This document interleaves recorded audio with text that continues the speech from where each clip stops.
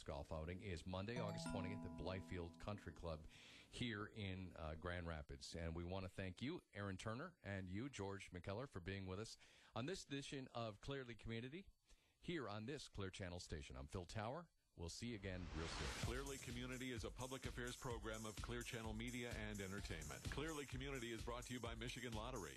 Good things happen when you play the Michigan Lottery.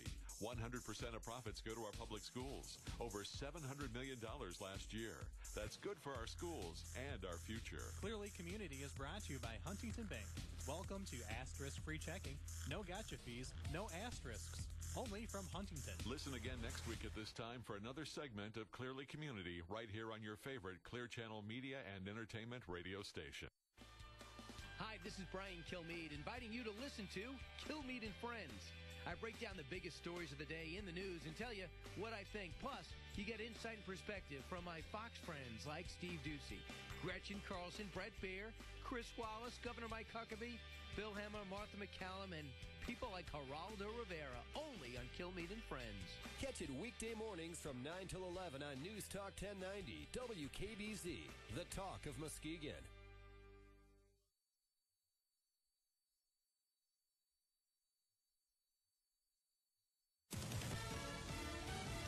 Fox News Radio, I'm Paul Stevens. A possible plea deal in last year's Tucson shooting attack. Sources telling Fox News Jared Loeffner, the gunman who allegedly killed 6 people and wounded 13 others, including former Congresswoman Gabrielle Giffords, will plead guilty to at least some charges in exchange for a life sentence in prison.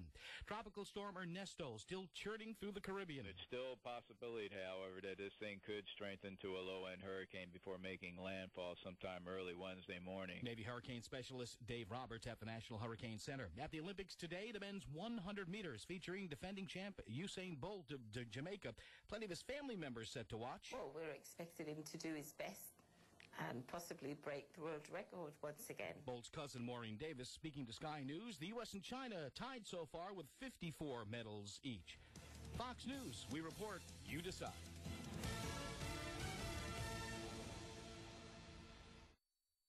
Here's the official News Talk 1090 WKBZ forecast. Today, partly cloudy skies and a high of 76. Northwest winds 15 to 25 miles an hour. Generally clear conditions tonight, a low of 62. Northwest winds 10 to 15. Back to mostly sunny tomorrow with a high around 80. Southwest winds 10 to 20. And then more clouds than sunshine on Tuesday with a high of 85. For Wednesday, partly cloudy and a high of 86. Keeping you informed, News Talk 1090 WKBZ, the talk of Muskegon. Dadgum government, you saw it so-and-so's. You got your damn hands in every pocket of my clothes. Well, you and good morning, Muskegon, to all of you out there in radio, podcast, iHeart Radio, and computer land. This is EyeOnMuskegon, and I'm Jim Riley here in Muskegon's Clear Channel studios on the beautiful shores of Mona Lake with my friend and engineer, that legendary Oscar Osbo. Although, Oscar, you got a little bit of non-legendary look about you today, little gravity as opposed to gravitas in your face. So, Oscar must have been out doing some stuff with the Polka Time guys late last night. But I am here with 2 very familiar faces to the EyeOnMuskegon radio show. Two faces just loaded, just topped off. Larded. I like larded better. With political.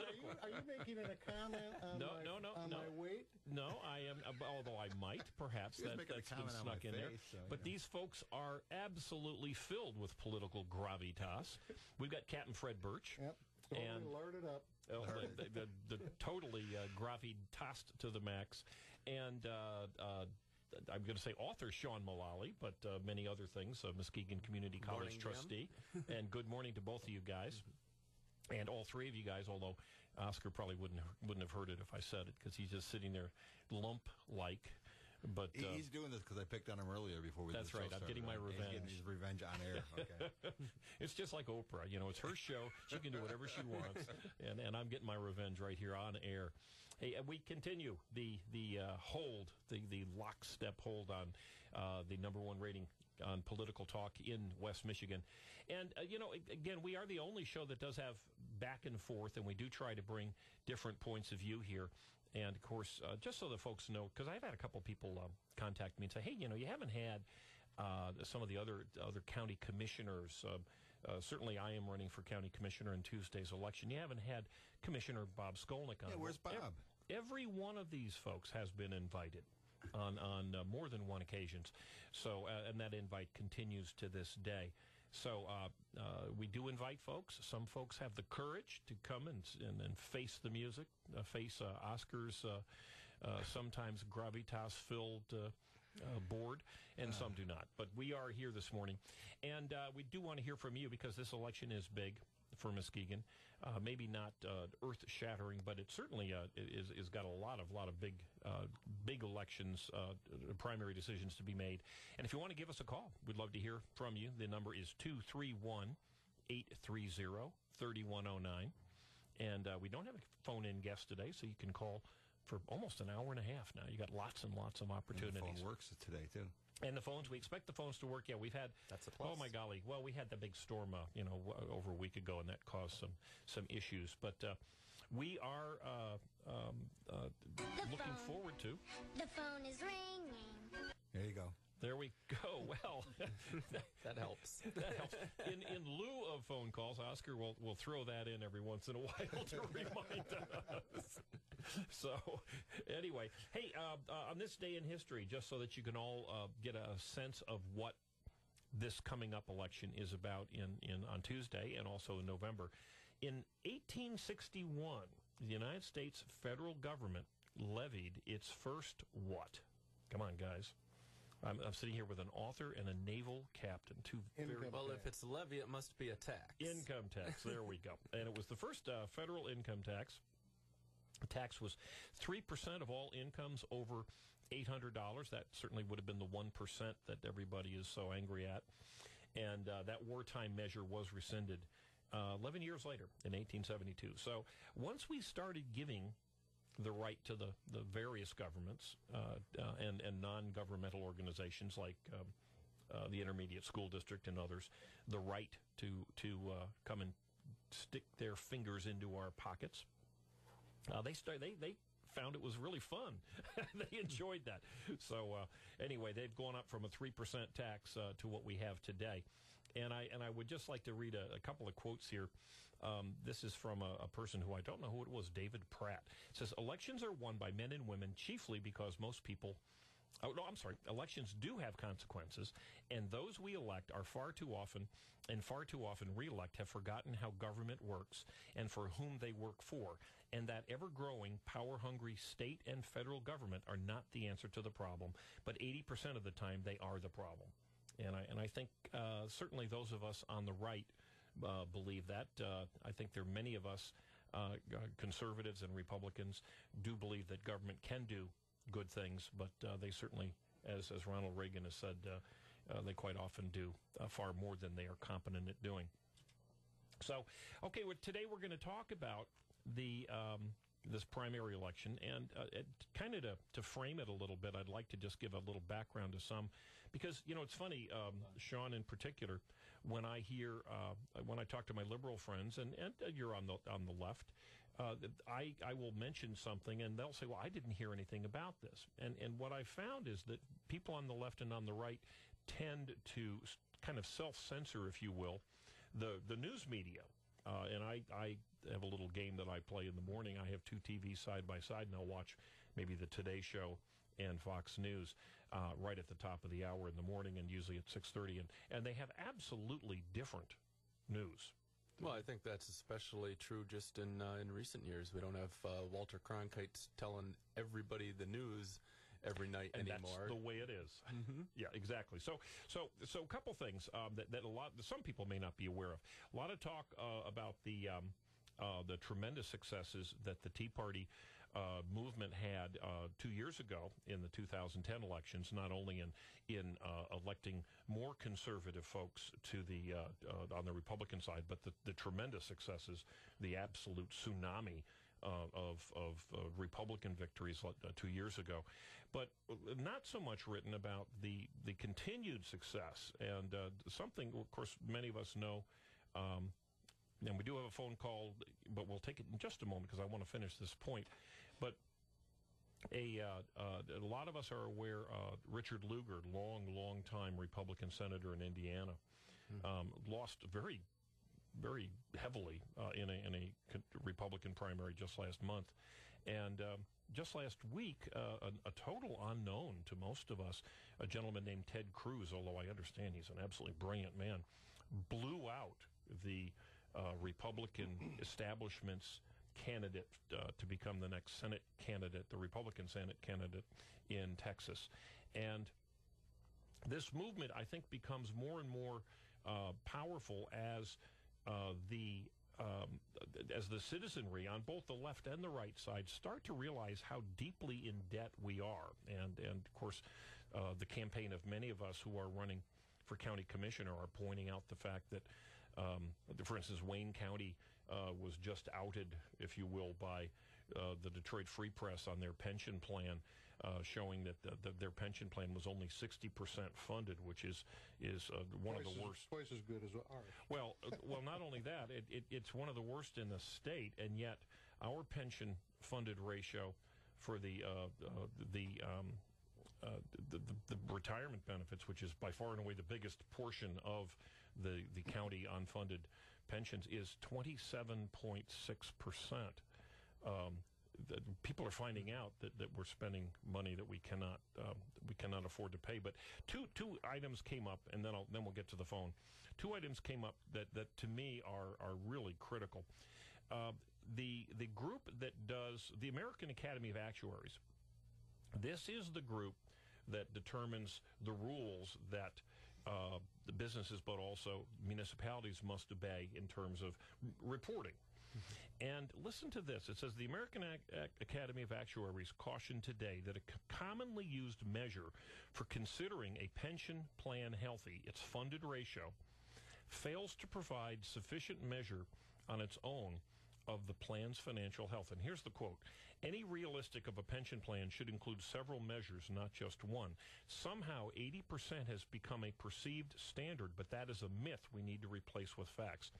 Now, this is the group that says that sets the rules up. And they've said what's happened is that the politicians have said, 80% is fine, which, by the way, the other portion, the smaller portion of the Muskegon County pension is about 80% funded, although that number seems to be coming down. It has come down for the last 3 years.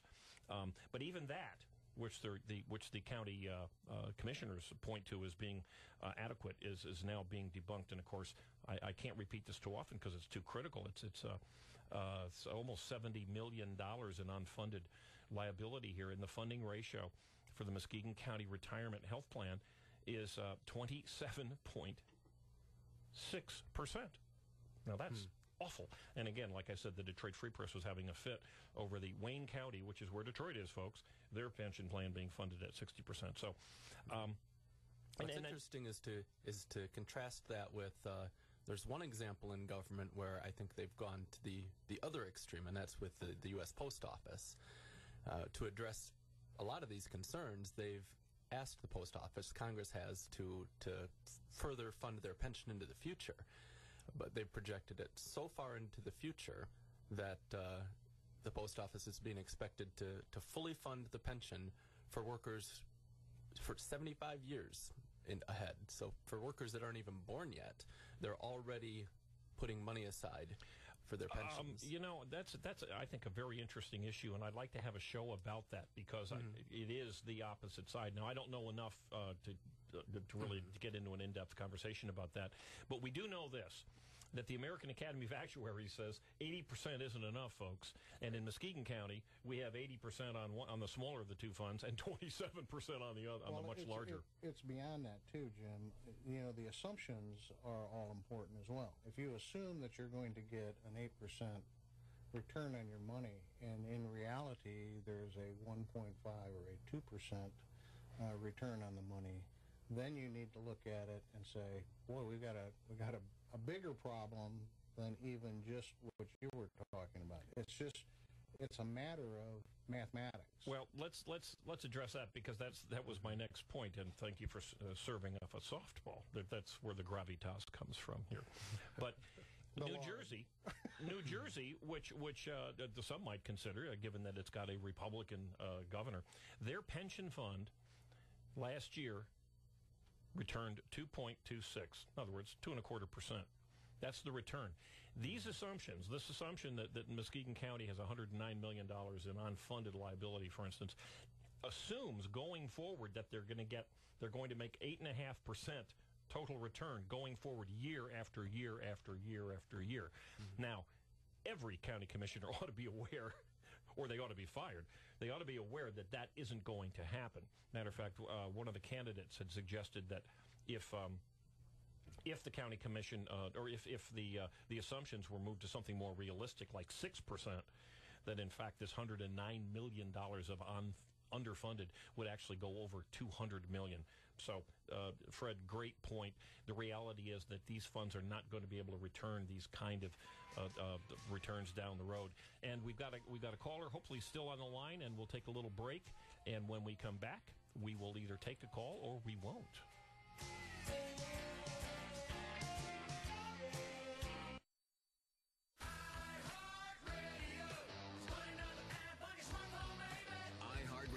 You 800 real radio stations across the country so you never miss your favorite show. Plus, you can create commercial-free custom stations. Type in a song or artist on your phone, online, or with the iPad app. Check out iHeartRadio.com.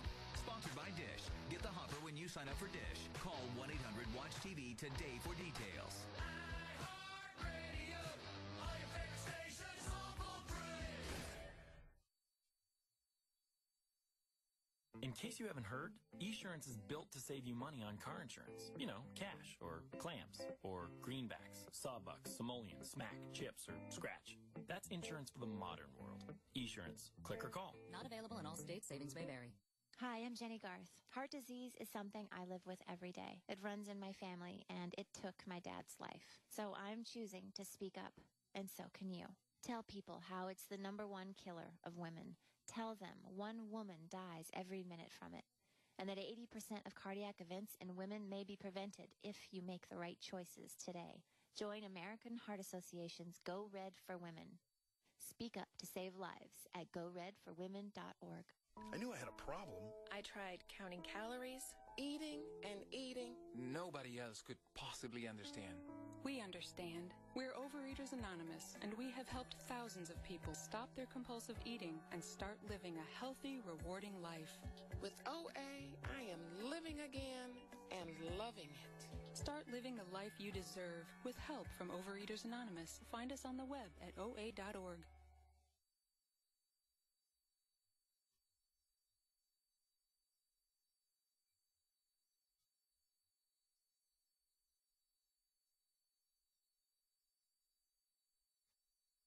We've got all these credit card bills. We've got to find a way to get out from under this debt. The National Foundation for Credit Counseling is a nonprofit organization that has been helping people for 60 years. Speak with a counselor at 800-388-2227 or visit debtadvice.org. This is a public service campaign for the NFCC. And those pockets of our clothes where we used to keep our hard-earned money continue to be slid into, assaulted, and actually it's not just where we keep our money, it's where we keep our credit cards, and it's the credit cards that are actually being larded up with bills. Larded, there's that word again. That's the word of the day, folks. I thought it was going to be gravitas, but apparently it is larded. One other thing, just getting back to this, is that another city, and again, I mention this because quite often my friends on the left aren't aware of this because for whatever reason, ABC, CBS, NBC, CNN, and the group don't think it's important. We here know that the Muskegon Heights school system went bankrupt. We do know that at some point someone's going to have to pick up those bills, and we do know that many of those employees are not going to be, certainly they lost their jobs, but they lost benefits, they lost income, and of course, nobody ever really talks much about the children or the parents or the taxpayers, but now the whole situation's in a legal limbo and now it's in a big legal limbo. We don't know who's in charge. So spending without having any concept of how it's going, where the money's going to come down the road, which seems to be the rule, certainly at the Muskegon County level, is something that does have ultimate results. And the third city in California, San Bernardino, is bankrupt again. And I'll just read it again. the bulk of the city's debt was due to unfunded liabilities related to pension and benefits for the city's employees and obligations to employee groups and labor contracts. So what's happening here is nothing new, but what is happening here is an absolute denial from the county executive's standpoint and virtually every county commissioner with the exception of Alan Jagger. Yeah, California is in an interesting position because for many years now, they have had a rule with regards to the raising of taxes that requires a supermajority. And so 50% plus one can't vote to raise taxes. So it makes it very difficult for them if they want to pay for a pension program by levying a tax, they can't without a supermajority. And it's yet, interesting. they have, in fact, raised taxes tremendously over the years, and California is one of the highest taxed states in the nation, so I don't think that you can blame it on that. I'd like to make a couple of points on the California and then ultimately a general point about the unfunded. First of all, on the California thing, this is not a singular event. There's analysis that's been done that says that 30% of their cities and about 20% of their counties will go under in the next couple of years. Now, that's a tremendous amount of problems. And what happens during a bankruptcy? When a bankruptcy occurs, all of the contracts are opened back up for the employees, okay, to put the counties or the cities back on a stable financial road. And here's the issue that I see. I cannot imagine why government employees are not flocking towards fiscal conservatives that are trying to solve the problem, and rather continuing to vote for folks who are going to try to throw money at it. Because the people that are going to be hurt, the promises that are going to be broken because the cities and the counties are going bankrupt are the government employees. Those are the folks that are going to lose their pensions, lose their benefits, etc. And the retirees, in particular, are going to lose those things in the future. And so you're much better off trying to make sure that you've got a fiscal conservative moving into government and trying to fix the problem as best you can. And as Jim just said, if the problem is even fixable, you want to try to go in and actually dampen down the spending, dampen down the promises that are being made, and then try to keep the promises that have already been made, because that's the responsible thing to do. The irresponsible thing to do is to continue to promise everybody the world knowing that we can't deliver. Well, I couldn't agree with you more, and I think when I speak with my friends on the left, people in unions, when they see the real numbers, I mean, I don't know, Sean, were you aware of the fact that Wayne County, one of the most miserably managed counties likely in the country, has a funding ratio of 60%, and Muskegon County's got a funding ratio of 27%. Have you heard those numbers before? No, I'm not familiar with those. Okay, well, they're facts. The numbers were taken out of the most recent county annual financial report, what they call the CAFR. I think when people who are in these unions, which is primarily the government employees tend to be in unions, when they do hear these facts, they get very alarmed. What's happened is that their union leaders and their elected officials have either not told them anything about it, or they've done what the leaders in Muskegon County have done, where I believe it was Bonnie Hammersley, who's the county supervisor, who said when confronted with my complaint in the newspaper that we were horribly underfunded, she said, well, that only matters if everybody retires today. That's an absolute flat-out lie. This funding that we're underfunded doesn't mean we've got to pay everybody's retirement till they're, 24-year-olds till they're 48 years old, which is the earliest retirement for some of the folks. It simply means that the actuaries say you have to be on track.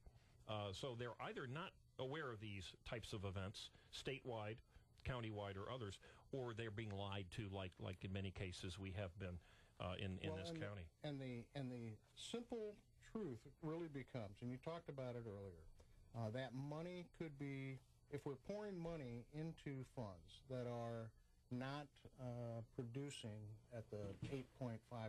Correct. We're pouring money into there. That money could have been used ostensibly for other things. So the simple test on whether or not you are on track or not on track is the pension funding going up or going down as a percentage of the budget overall? And it's clear that it's going up, and therefore it is crowding out services. And if it crowds out services, then what is the function of government? Function of government becomes to be a government.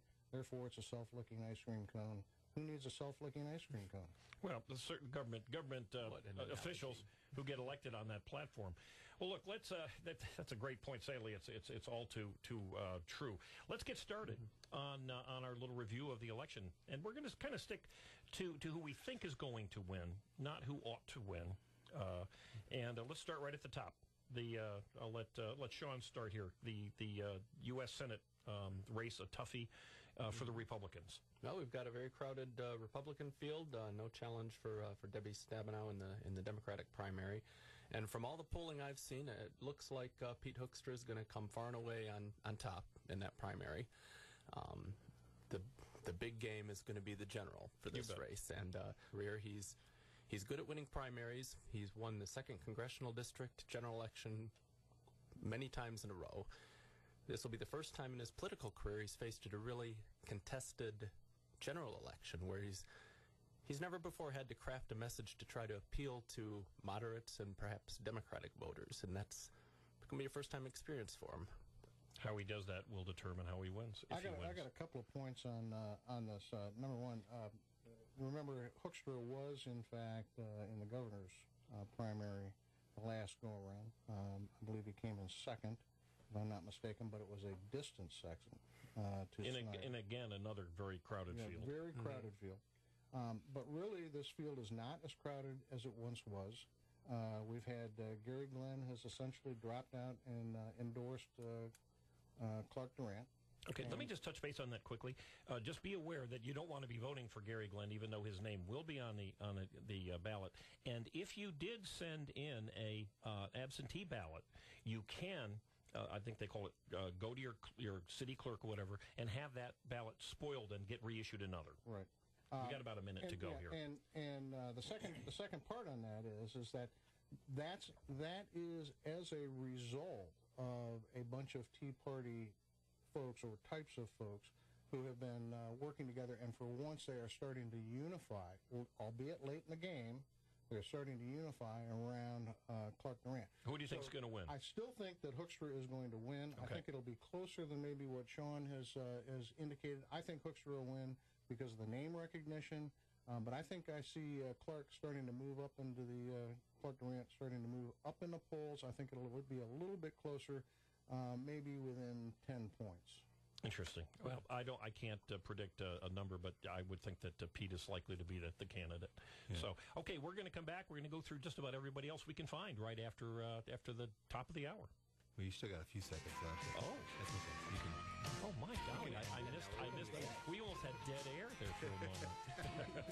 We'll be back with a song or something.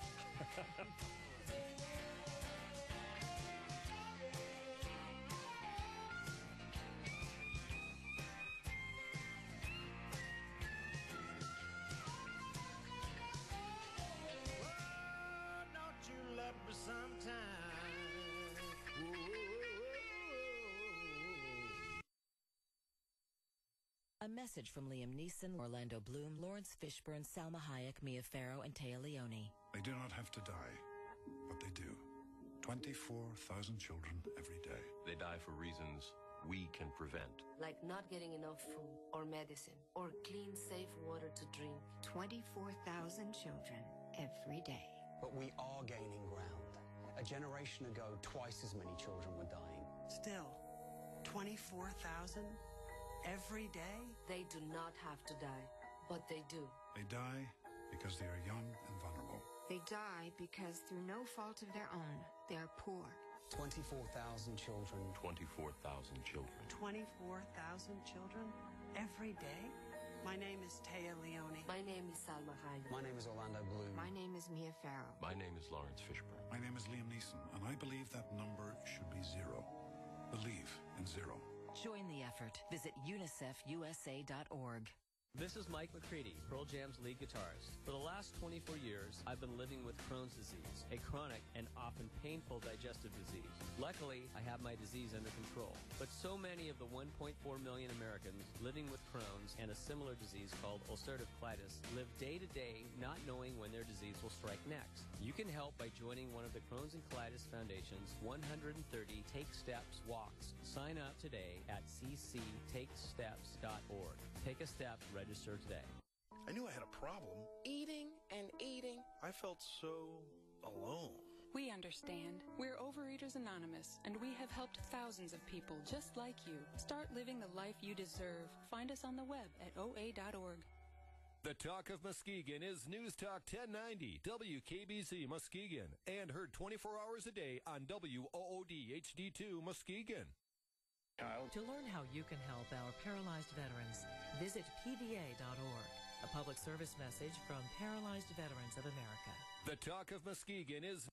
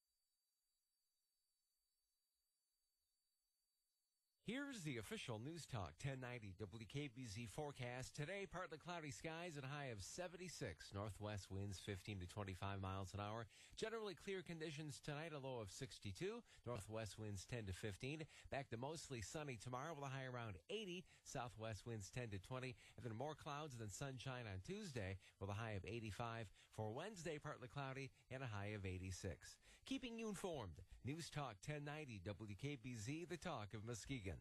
Hi, my name's Bob. Hi, Bob. I see this ad on TV. Says I can reduce my debt by 50%. I call. They told me to stop paying my bills, stop talking to my creditors. They'd take care of everything. I gave them thousands, but most of it went to their fees. Getting out of debt is neither quick nor easy. There are those who will tell you anything to win your trust. I'm more in debt now because the fees and interest on my cards kept piling up. Talk to your creditors directly, or to find a nonprofit agency near you, visit debtadvice.org. 800-921-8040. The Talk of Muskegon. News Talk 1090 WKBZ. Well, you dadgum government, you sorry so-and-sos. You got your damn hands in every pocket of my clothes. Well, you dadgum government, and here we are talking about electing and re-electing a bunch of them. So as much as we may believe that the government is dadgum, we need it. We got it, whether we need it or not.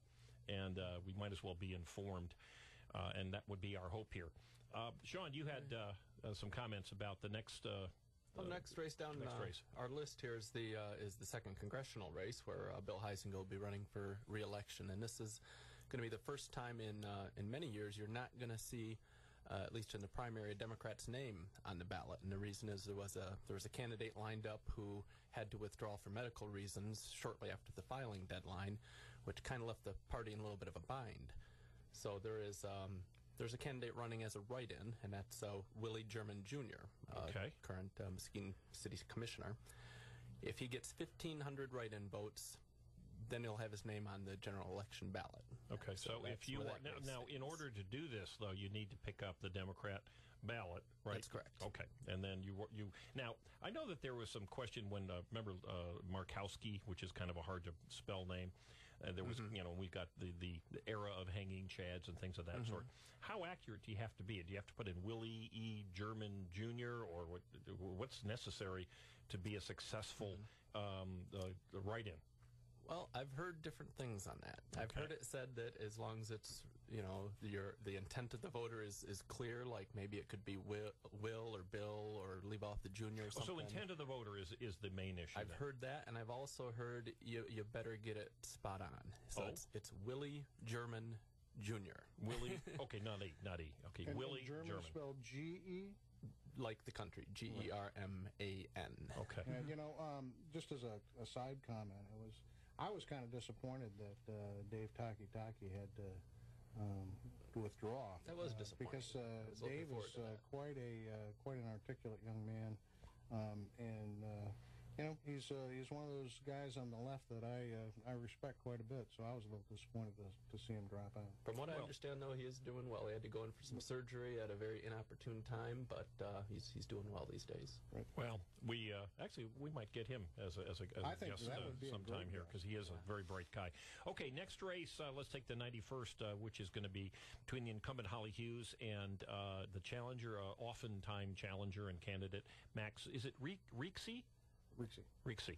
Oh, by the way, we all agree it's pretty clear that Bill Heising is going to win the yes, I think he'll. Yeah, well, of course, it's not a race at this point. Until the district ever gets redrawn, that's a safe seat. That's a safe seat for Republicans. And frankly, I don't like safe seats myself, be they Republican or Democrat. I like the fact that people have to respond to the community. But they have to walk the edge. Well, yeah, I'd like to see it like Sean would. I'd like to see it a little closer. Okay, but here's one that's quite close. Holly's going to have a tough challenge come November, but she's running against Max Rixey. My view is Holly's going to win this in a walk. Max is a very enthusiastic candidate. You can say that, yeah. Yeah, I think she'll definitely win, but I think there is so much excitement on the Democrat side of the ballot with the county prosecutor and the sheriff race that I think it'll be a little tighter than Holly would like to have it. She ought to be blowing Max out of the water, and I think he's going to get some votes because the folks that are going to be out there. He's a colonel. So do you know him? No, I do not. Yeah, he's a colonel. Yeah, Max Rixey. Yeah, he's a colonel. Yeah, he had. I read his biography. He had two tours in the military. One, I believe, in his 50s when he went back to, I believe, the first Gulf War. Yeah, the only reason why I want to make this point is that the die-hard, crawl-over-glass, conservative voters are going to pull that Republican side of the ballot no matter what. And there's a good possibility that some of them are less than enhanced by some of Holly's votes in the past. And so I think that there's an opportunity for them to register some displeasure there. And so it may be just a little bit close. I still don't think it's going to be. Well, I'd like to just take a break and get into explain to folks what you just alluded to here. This is a very unusual election in many of the districts because, as you say, even though there is a race between Holly Hughes, this is for Republicans now. There's a race between Holly Hughes and, of course, there's nobody going after Heisinger's seat and the Senate race, which ought to be important, but I just can't see any enthusiasm for that. And almost every one of these other races has Democrat incumbents, or they're in townships where it's almost all Democrat driven. So you're going to see far more Democrat ballots picked up than you're going to see Republican ballots picked up. And I've had many Republicans tell me, look, I've got no important races, the Republican races that are important to me here. I'm going to pick up a Democrat ballot, and I'm going to vote for the county prosecutor, and I'm going to vote for some of these other countywide races. It may be the only vote they get. Well, it will be the only vote for prosecutor and sheriff that they get. Because whoever wins this primary is going to be the guy. I think that's the way it's gonna play out, because if it's going to be the inverse, I think, of what we saw in 2010. In 2010, during the primary, we had a very contested, hard-fought gubernatorial primary where Rick Snyder ended up coming out on top. And of course, I was at that time trying to campaign. I was on the ballot in the Democratic primary, and saw so many moderate, middle-of-the-road voters really wanting to participate in the Republican gubernatorial primary to have a say there. And the way our closed primaries work, it's a either-or scenario. That's right. And so in fact, you had a lot of people, Democrats and, like you say, moderate voters that might normally have voted Democrat instead picked up the Republican primary ballot. And that's what's going to happen here. And I would suggest to any of you who think that incumbents are going to blow out somebody, if you're a Republican, you pick up that ballot and you vote, or you get out and you do, in fact, vote when you might not be inclined. I think you'd be surprised. We certainly have seen this, that the Tea Party people, folks whose prime goal, prime interest is fiscal responsibility, they have been winning and winning and winning because they've been coming out and voting for their candidates. So in the area where you've got a contested race, and actually, Fred, this Holly Hughes race, which I think she's going to win in a walk, but who knows? No, I think she will. It will be a very light turnout. Anything can happen. Okay, let's move on to the next one, which is somewhat similar, although way bigger turnout. This is the 92nd district. Marcia Hovey Wright has a challenger in Willie M. Walton. Well, we ran. There were 9 of us running for that seat 2 years ago in the Democratic primary, and Marcia came out on top by a pretty good margin. Willie Walton ran that year also, and just like this year, has a campaign budget of 0.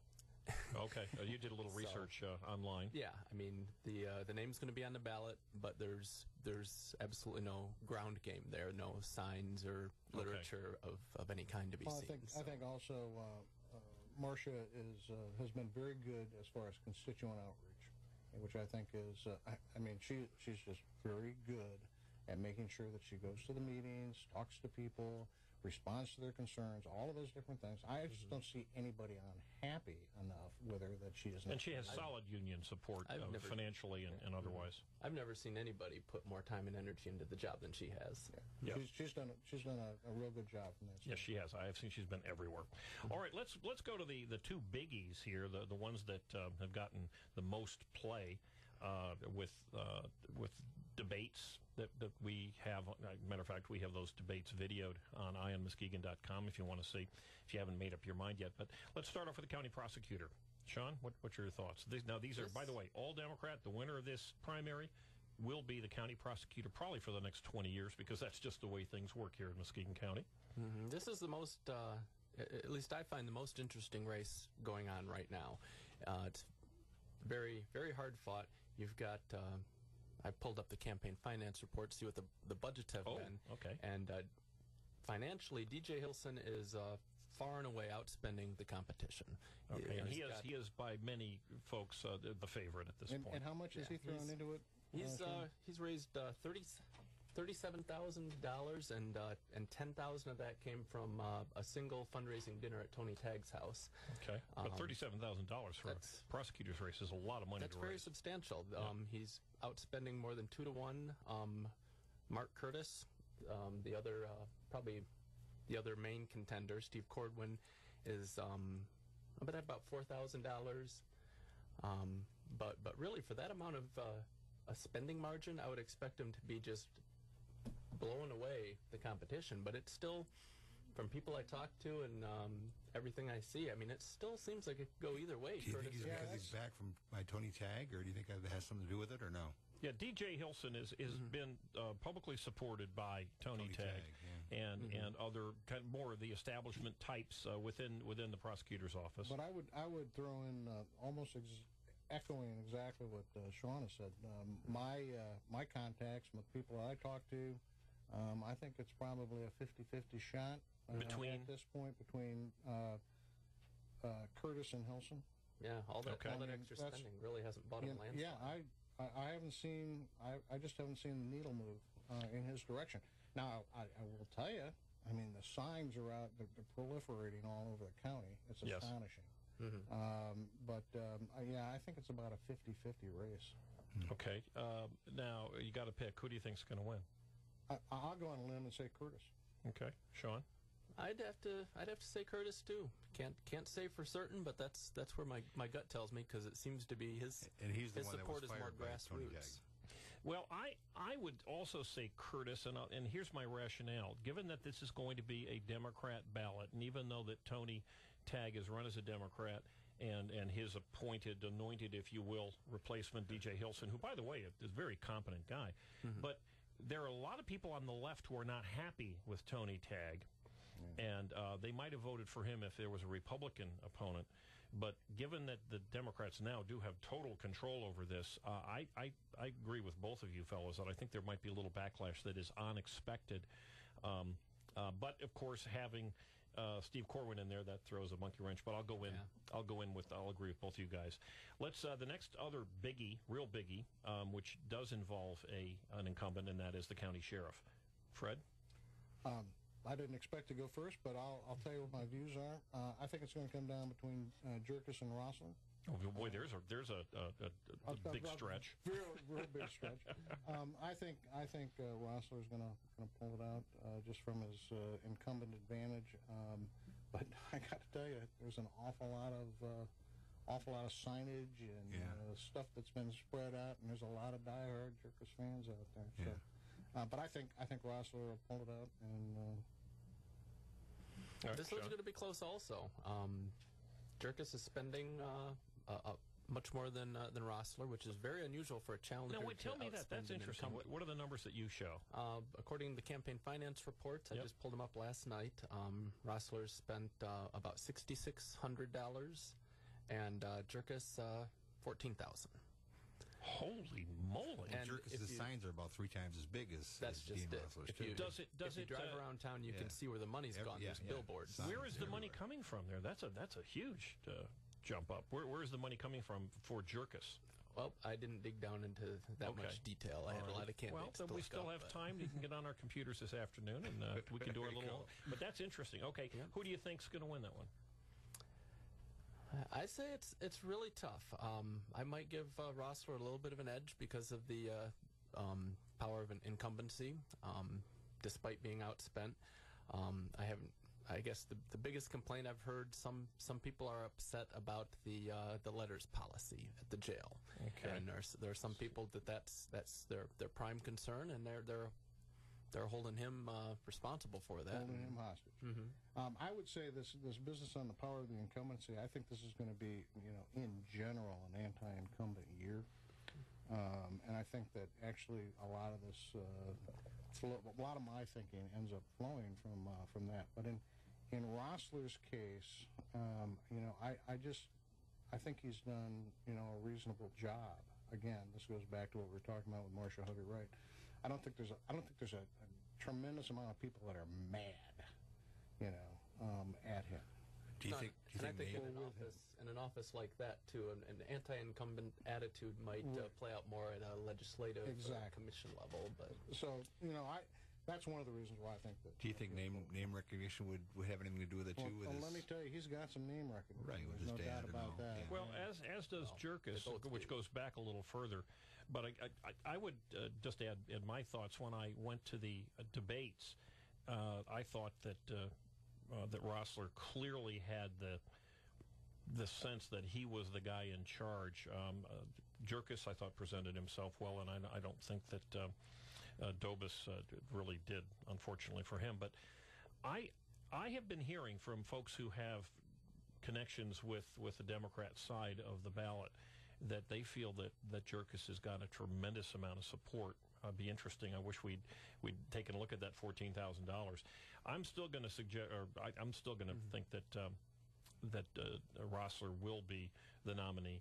But I would just say this: Rossler has been by far and away the most articulate advocate of the new jail, without articulating any specifics other than it's full and it's a mess. And I would say that given that one of the responsibilities of the sheriff is to keep the jail from having leaky pipes and smelling and things of that sort, and he's got the biggest budget, I believe, of any elected official in the county, that if in fact he's allowed that jail to fall into such disrepair without articulating, wait a minute, folks, we need to fix this up, I think that alone is reason to vote against him.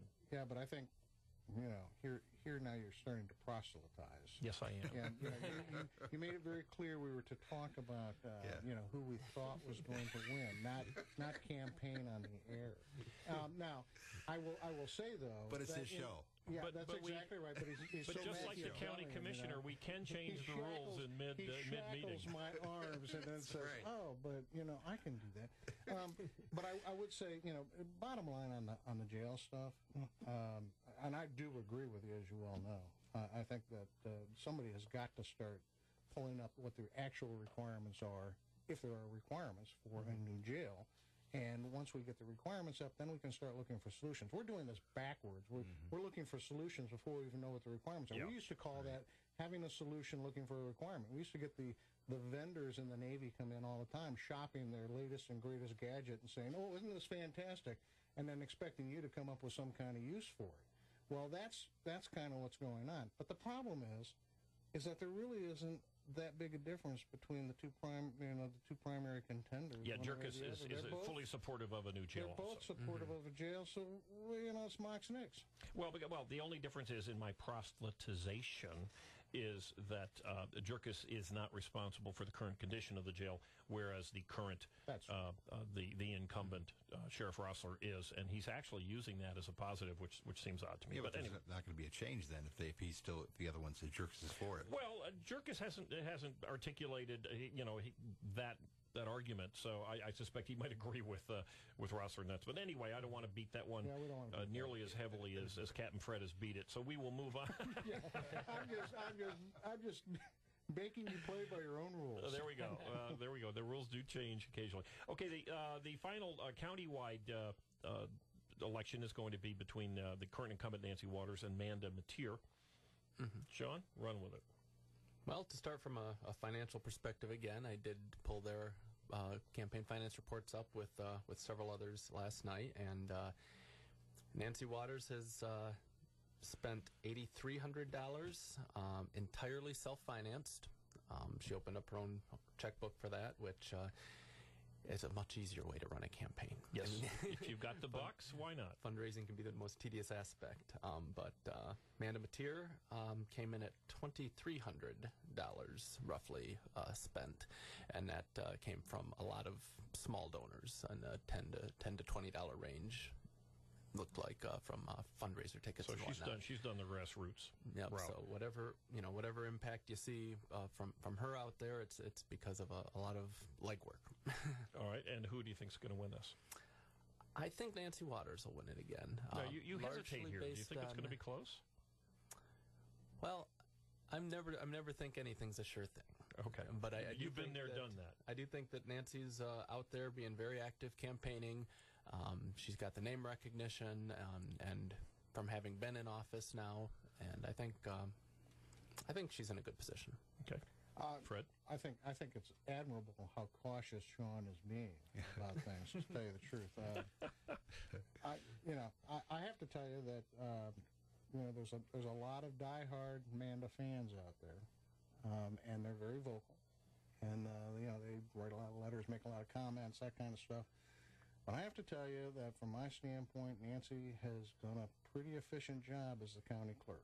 I've spent more time down there than I want to, and she's done a great job. I go back to this. I don't think anybody's really mad at her. kind of a thing. And so I think that in her case, incumbency is going to work towards her campaign and for her campaign. I would say that, it's not going to be very close.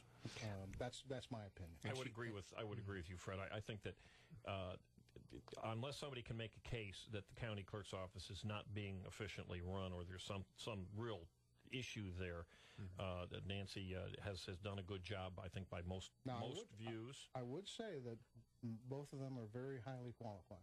Yeah, and again, if there was an anti-incumbent tsunami out there, that might be an issue. I would, again, I've not heard anybody really convincingly at this point argue that I think what you something's wrong there. I think what you said earlier, Jim, is true, that in Muskegon County, incumbents do tend to get reelected. And it's not a universal rule, because as we've seen at various times in the past, if they screw up, they're not reelected if it's in a very visible fashion. But it has to be pretty public. But yeah, I mean, Nancy, we see nothing like that. Nancy hasn't screwed up, or has so far anyone else on this list that actually, if you look at all the incumbents that we've spoken about, she had a darn good flow too.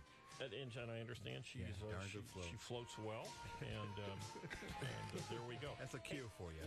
Is that a cue? That's a cue. Yeah. All right, we will be back. We're going to talk about the judges next, because that is countywide. It's an odd kind of a race, so we will be back.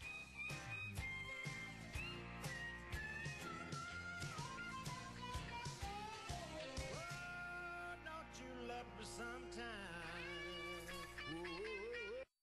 Is your company copying software illegally? Or worse, has your boss had you install illegal software on company computers? If so, your company is breaking the law. Don't be the fall guy. Report software piracy confidentially by the end of the year, and you could also receive a cash reward. Click onto the BSA banner below right now to report software piracy. You can also call 1-888-NO-PIRACY or visit nopiracy.org for more information. It's never been easier to report software piracy. Listen to the actual voice of someone who reported software piracy to the Business Software Alliance. How was your experience reporting piracy? Very simple, very easy, completely confidential. I think the whole phone call maybe took 5 minutes. They just asked a few general questions, and from there they sort of took everything over on their own. Click onto the BSA banner below now to report software piracy. You can also call 1-888-NO-PIRACY or visit nopiracy.org. Again, Business Software Alliance is offering cash rewards for qualifying software piracy leads. Holland Hydroponic Outlet has it all. Complete light systems, hydroponics, ventilation, nutrients, and soil. In Holland, Grand Haven, and South Haven. Check out Torched Glass Art Studio next to the Holland store, creating one-of-a-kind glass pipes.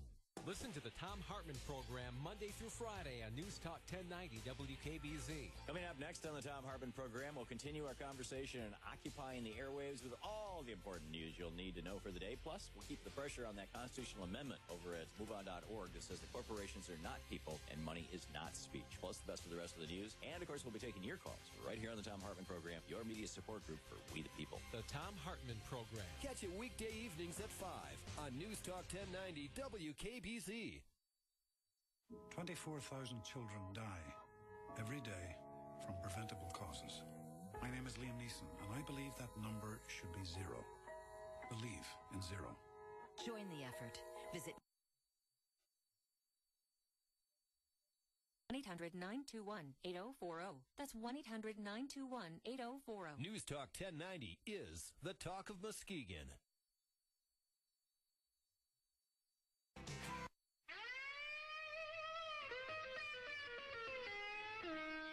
Well, you dadgum government, you sorry so-and-sos.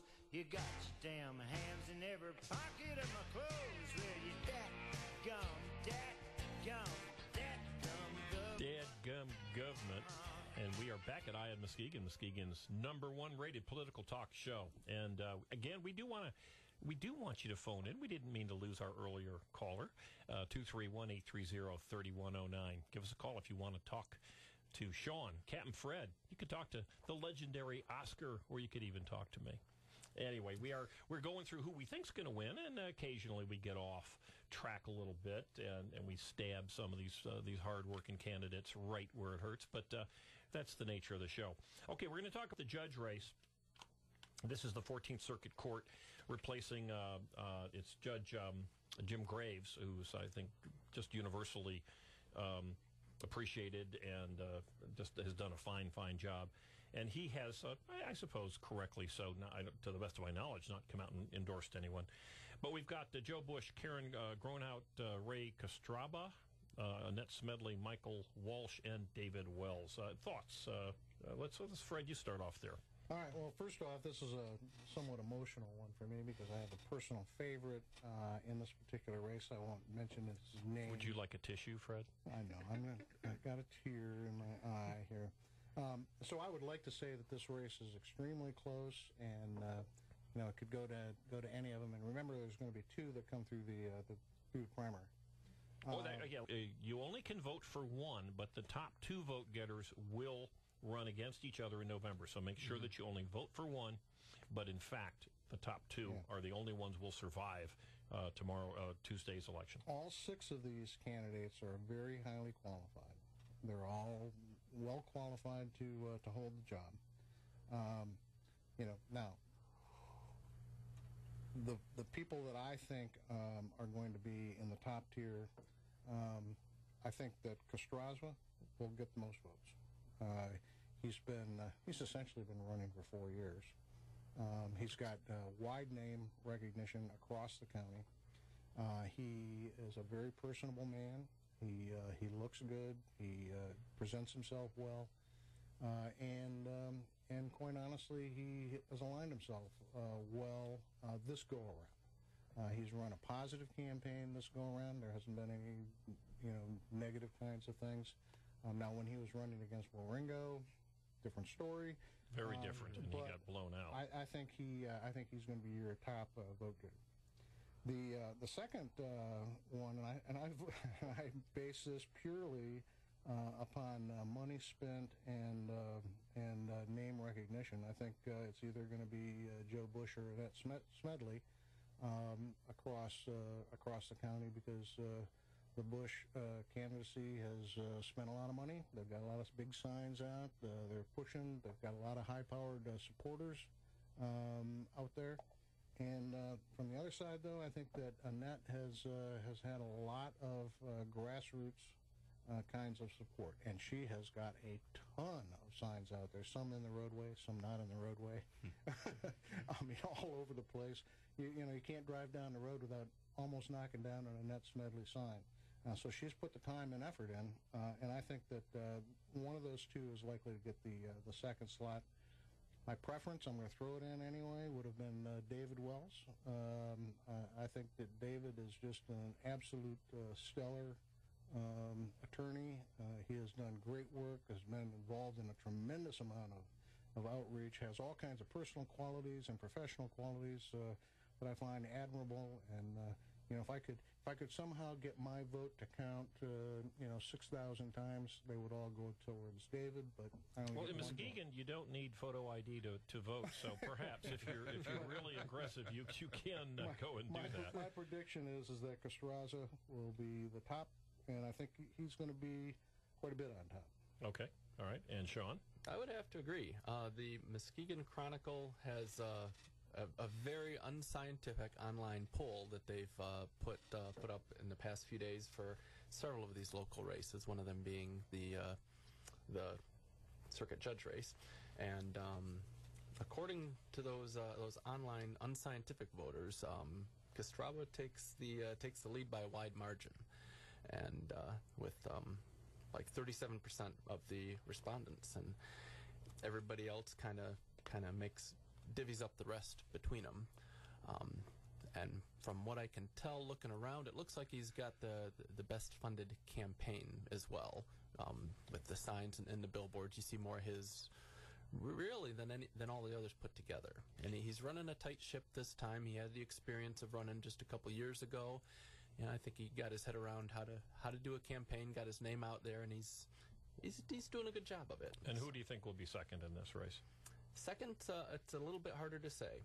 I do think that Bush is running a pretty solid campaign too.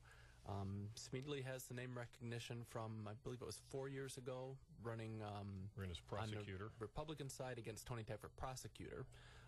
So she's got some name recognition from that. I would say my personal favorite is Mike Walsh. He seems to be running a solid campaign as well, and could have a very reasonable shot at being one of the final two.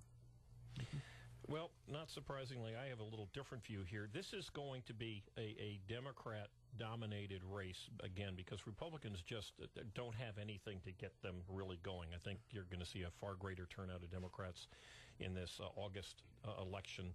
Republicans are going to say, geez, there's just no reason for me to go out and vote.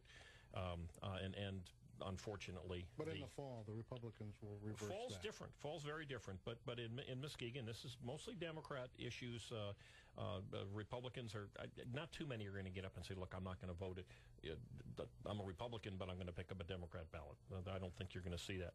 And I would say that Kostraba, which I think is the correct pronunciation, but I don't know. I don't know where... I said, where do they get the B in there? And anyway, I was corrected by somebody.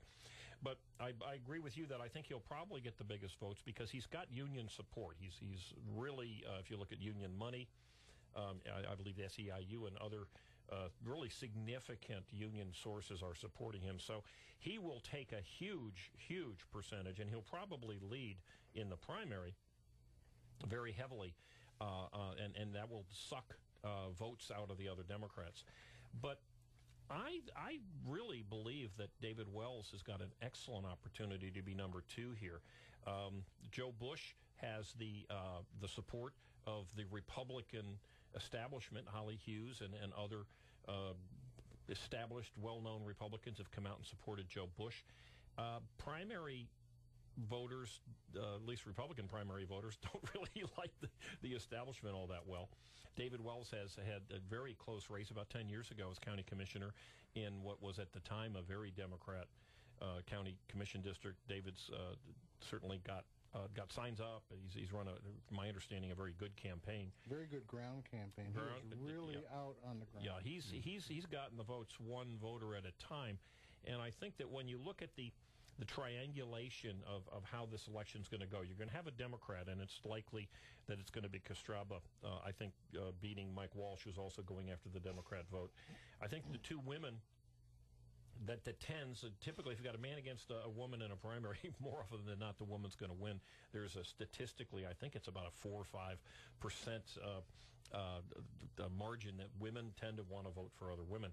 So you're going to have one of those two women will have a good run, but in fact, I don't get at this point that they're going to have enough to win. I think it's going to ultimately be between does Wells get that Republican vote over Bush. I think Democrats are going to tend not to like the fact that Bush is the big, well-known guy. David Wells truly is not, even though he's a past Republican Party chairman and a very middle-of-the-road one, he's not really affiliated nor allied with any ideology. So I think that he will be number two. I agree with you that the union power here in Muskegon and in primaries is going to bring Kostraba as victor.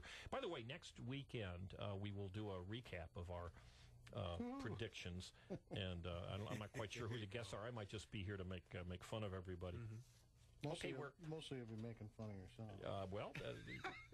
If in fact that I am make funnable, then we probably will have another issue that we'll talk about. So you're taking notes of all our predictions to throw them back at us later. Well, we are recording the show. Of course, you can listen to the show at EyeOnMuskegon.com later this afternoon. And Oscar is videoing the show so that you can see it on, would it be a week from Monday? Yeah. On TV 38 or Comcast Channel 397. Well, I will say that, I hope that you're right from the standpoint of David Wells. I'll just throw my last little pitch in there for him. Well, again, these are all good folks. They would all make fine judges. We need to, we're figuring who we think is going to win here. Okay, let's take a look at, and we'll take them in numerical order, the county commissioner primaries. One of the most interesting ones, certainly one of the most interesting races across the board, is District 3 County Commissioner, and that is primarily Muskegon Township. The incumbent is Scott Plummer, the Democrat, and Susie Hughes, also running as a Democrat, is making some noise. Sean, take it. Well, financially, this race is pretty well evenly split. Susie's got a budget of $1,700 roughly, self-financed, just like Nancy Waters, and Scott Plummer, the incumbent, is outspending her by a small margin, about $1,900, partially self-funded and partially fundraising. And this race is pretty interesting. Well, Susie, I know that it's being run on issues from Susie's standpoint. She has very specific issues that she's mentioned in the newspaper. Have you heard any issues from Scott Plummer's standpoint? I have not. Okay. But I do know that there's a lot of activity out there in this race. There's a lot of focus on, well, who's the more Democrat, and you've got Plummer as the incumbent, very much a traditional Democrat, and Susie Hughes kind of more of a newcomer to the party, a convert from Republican/Tea Party background. Married to a Democrat, though, a very popular Democrat. Her husband, John Hughes, is running for re-election as Muskegon Township Well, and I would trustee. say that, from the standpoint of, this is the Fred Birch take on it, and I know Susie fairly well. From a social standpoint, she's a social Democrat. She has social. Her issues are in line pretty much with the Democrat Party, but she is a fiscal conservative. She believes that you have to make logical decisions in order to make sure that you've got the government that you have the capability of having.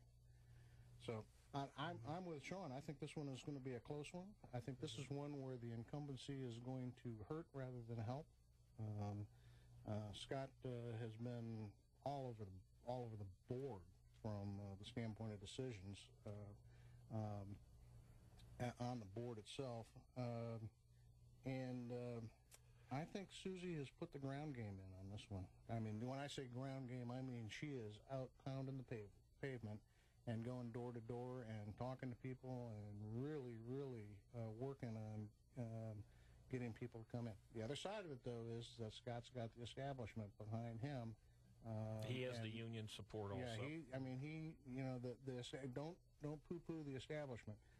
But in this particular case, I think this is one of those ones where, people are going to look at it and go, okay, what has the board done for us, in actuality? Are they providing services, or are they just, providing government for government's sake? And, my view on that. But I think Susie has been articulating it across her district, telling people that, look, if you want real services, then you need to change horses. If you just don't care, stick with what you got, there won't be any change. But so I think in this particular case, incumbency is going to hurt Scott Plummer. I think Susie wins it in a squeaker. And Sean, how about you? And this is Scott's first time standing for re-election for this seat. It's his first term on the commission board. However, it's not the first time he's asked these voters to vote for him again. He had sat in the past on the township board for Muskegon Township. So he's got some good experience. Yeah, so he's got a longer relationship with this constituency than just this one term. Both of them are good businesmen or businesswomen. Business humans. Yeah, business people. And they both have very good background from that standpoint. I think Susie got a 5-star. I know Susie got a 5-star from the Lakeshore Chamber of Commerce. I don't know what Scott got.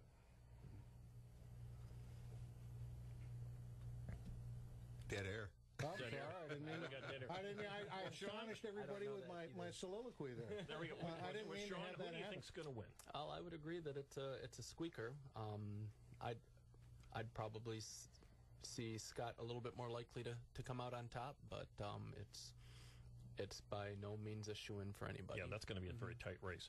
Okay, taking the next one, the one that actually we do have an expert on this race sitting in the studio, so we can I'll be glad to talk to that. We can proselytize as much as we like.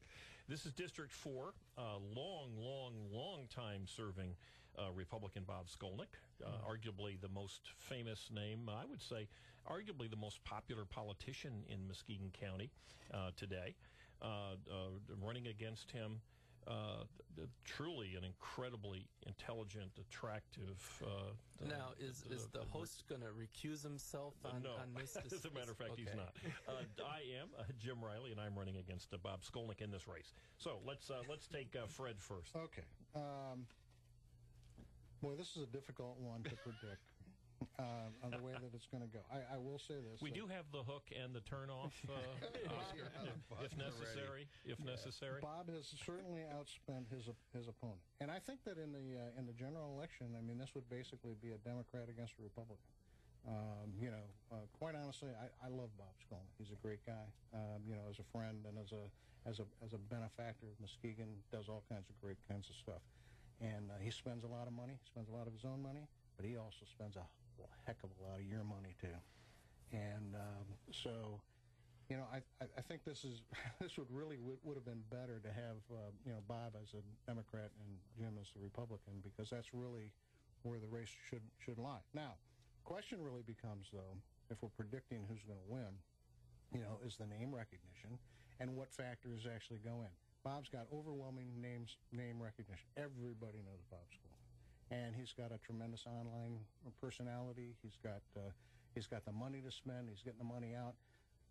The other side of this, though, is how is this going to be impacted on by those other ticket races, the sheriff and the prosecutor race on the other side, and the other interesting things that are going on the Democrat side of the House. I suspect that there will not be a tremendous amount of votes being thrown about on the Republican side in this particular race.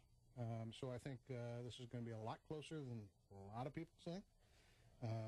I've got to say that it could come right down to the wire. I know that Jim has put a tremendous amount of effort in getting his signs out, hawking his campaign and his positions. The issues are absolutely perfectly clear between them. Spender, non-spender. That's it. That's what it comes down to. So who's going to win? He's having a hard time with that one, isn't he? One of my better friends in life is sitting over here asking me to tell him that, lying is acceptable. We are talking politics. It is his show, too. I'm going to call it Jim Riley by one vote. Oh, there you go. Well, given that the Skolnick family has 3 votes and I only have 1, that says a lot. Thank you. All right. Well, Sean. I think you're right about the dynamics. It's not going to be a race that's going to be decided by moderate voters. There's just so much more action going on the Democratic ballot this year. There's going to be small participation in the Republican primary. I do think that Bob's got a lot of name recognition out there, a lot of goodwill personally in the community. That's gonna count for a whole lot, any way you cut it. He has been able to raise and spend more money on his campaign, and I think it's gonna come down to one deciding factor, and that is that Bob Skolnick has a very delicious chili omelet named after him at the Cherokee restaurant, and I just love that omelet. And I've never had a Jim Riley omelet. I'm losing to an omelet. This is, but when he said the one thing, I thought he was going to agree with me that it'll be one vote. I was sitting here all perked up. All right, so I'm assuming now you're going to go with Skolnick because of the omelet. I give Bob the edge. I don't ever rule anybody out. Sean is very if you come out on top, it'll be an upset and definitely something for you to celebrate. But of course, my invite to come back on the show has just been taken away. I think you've got a challenge. I am curious, Jim. Jim, how many votes do you think total will be cast in this particular race? Well, I agree with both you guys on most things except for this ridiculous omelet situation.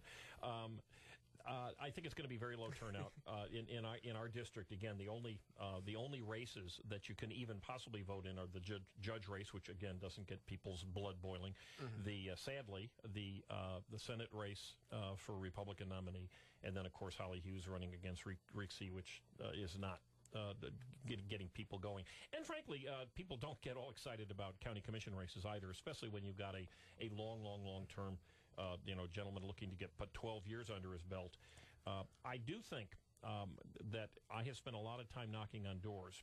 I have yet to find anybody who, when they see the condition of the county, that they're not shocked. And I think that the Chronicle has done a reasonably good job at promoting my issues about the jail. I've come up with very specific things that I do believe need to be addressed: the pension and the jail, and the benefits where you've got union contracts that have got as many as 60, in some cases 62 paid days off. These are big issues, and when you have a Republican like Bob Skolnick, who is very popular, who's voted interestingly every year for oh my golly, prevailing wage.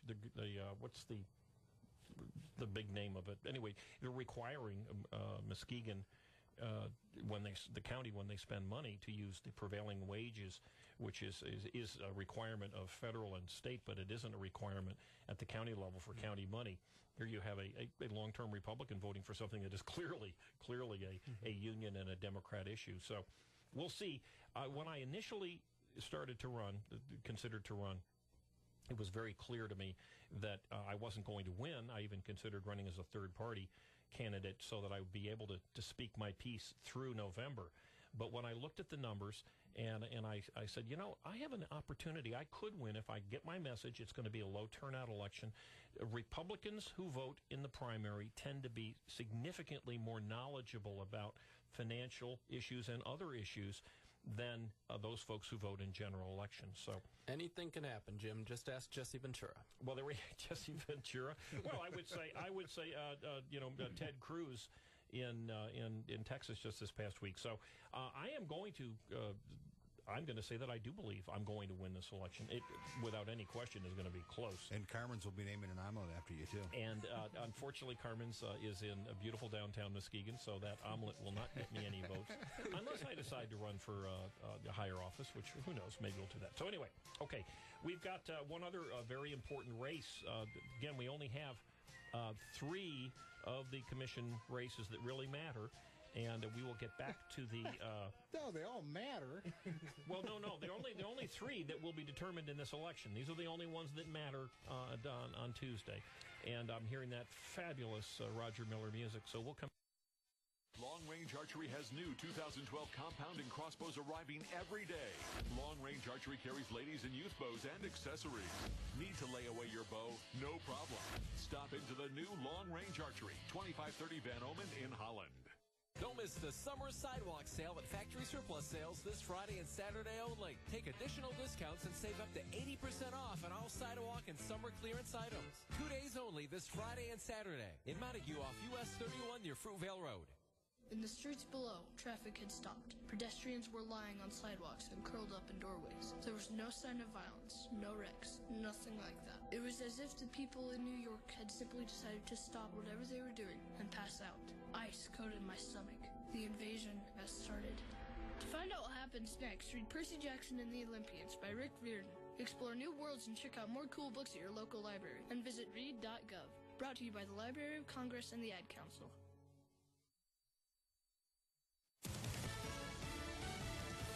News Radio, I'm Paul Stevens. A plea deal might be in the works for the alleged gunman in last year's Tucson shooting attack. Sources telling Fox News Jared Loeffner will plead guilty to at least some charges in exchange for life in prison. Loeffner accused of killing 6 people, wounding 13 others, including former Congresswoman Gabrielle Giffords. In Ohio, a 65-year-old woman in intensive care at Akron General Hospital is shot by her husband of 45 years. The gunshot was heard by the physicians and nurses.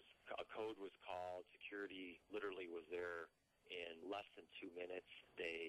One of our physicians were able to secure the gun and wrestle him down. Hospital spokesman Jim Goski, the husband currently being held for attempted murder. Another Olympic tennis gold medal for the U.S. Sisters Serena and Venus Williams winning the women's doubles competition today in straight sets over a team from the Czech Republic. Fox News, we report, you decide. Here's Here's the official News Talk 1090 WKBZ forecast. Today, partly cloudy skies and a high of 76. Northwest winds 15 to 25 miles an hour. Generally clear conditions tonight, a low of 62. Northwest winds 10 to 15. Back to mostly sunny tomorrow with a high around 80. Southwest winds 10 to 20. And then more clouds than sunshine on Tuesday with a high of 85. For Wednesday, partly cloudy and a high of 86. Keeping you informed, News Talk 1090 WKBZ, the talk of Muskegon. Down again and see if that doesn't take care of it. Catch the show Sunday afternoons at 6 on News Talk 1090 WKBZ.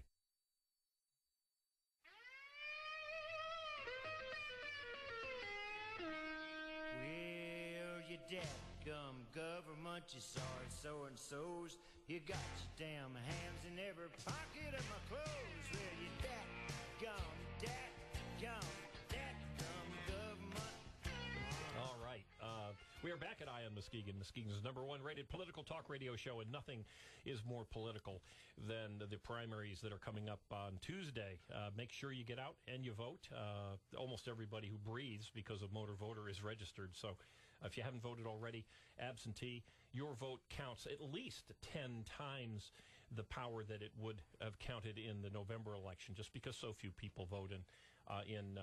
In my election, in District 4, Norton Shores primarily, if you're interested in some real change, as someone who's going to make some noise at the disaster that our county is in, you have a real easy, clear choice. If you hadn't thought about voting, you might want to consider Jim Riley. That's my little ad. You guys have been giving me some static off the air.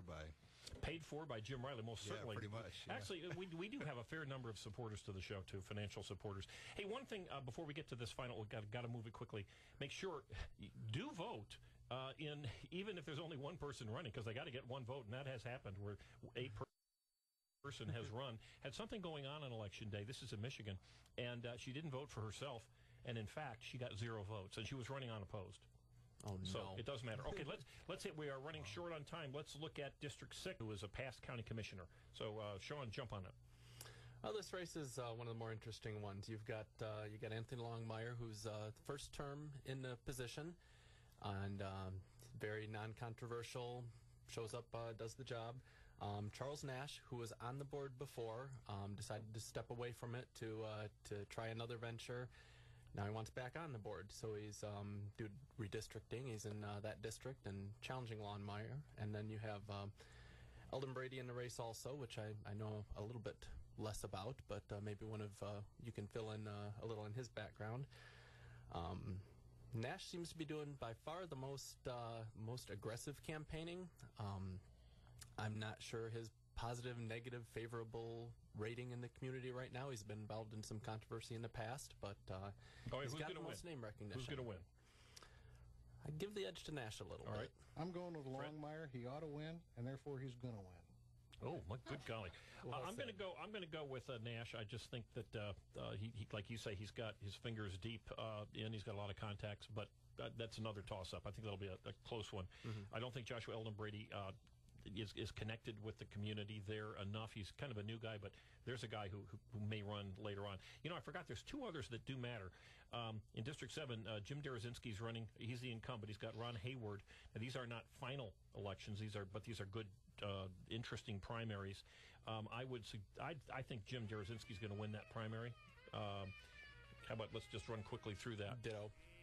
Pardon me? Ditto. Okay. I think Hayward's going to give him a bigger race, and I think this is one where the Republican crossover might actually. Okay. And then we've got Terry Sabo and Chuck Woods in North Muskegon. Chuck Woods got a strong base of support in the city of North Muskegon, which is very important in that district. I think he's going to take it. I'm going to disagree and say Sabo. Okay, I'm going to go with Chuck Woods also. He's a current city councilman. They've both been working hard. They will ultimately go after John Snyder. And we are just about running. What kind of time we got left? We got 30 seconds. Okay, folks, don't forget to listen to us on EyeOnMuskegon.com later on today. On TV, on channel TV 38 and TV 397. Next week, we're going to look at these results, as I said, and we're going to refocus on how solvent our counties and cities and township and school systems really are. And listen to us anytime you want on Eye on Muskegon, and we'll be back next week, folks. In case you haven't heard, eSurance wants to save you money on car insurance. It's also longing to save you money, and wishing and yearning and thinking it might be a nice idea to save you money. That's because eSurance was built to save you money. You know, cash, or clams, or greenbacks, sawbucks, simoleons, bits, chips, or scratch. Whatever you call it, you just might save it. That's insurance for the modern world. eSurance. Now, backed by Allstate. Click or call. Visit eSurance.com or call 1-800-ESurance for a quote. Not available in all states. Savings may vary. If you even think you may be in danger of foreclosure, call the National Foundation for Credit Counseling today at 866-687-6322 or visit mortgagehelpnow.org. That's 866-687-6322 or visit mortgagehelpnow.org. This has been a public service from the NFCC. The Talk of Muskegon is News Talk 1090 WKBZ Muskegon and heard 24 hours a day on WOOD HD2 Muskegon. Pain relief. Use only as directed. This is WKBZ Muskegon and WOOD HD2 Muskegon.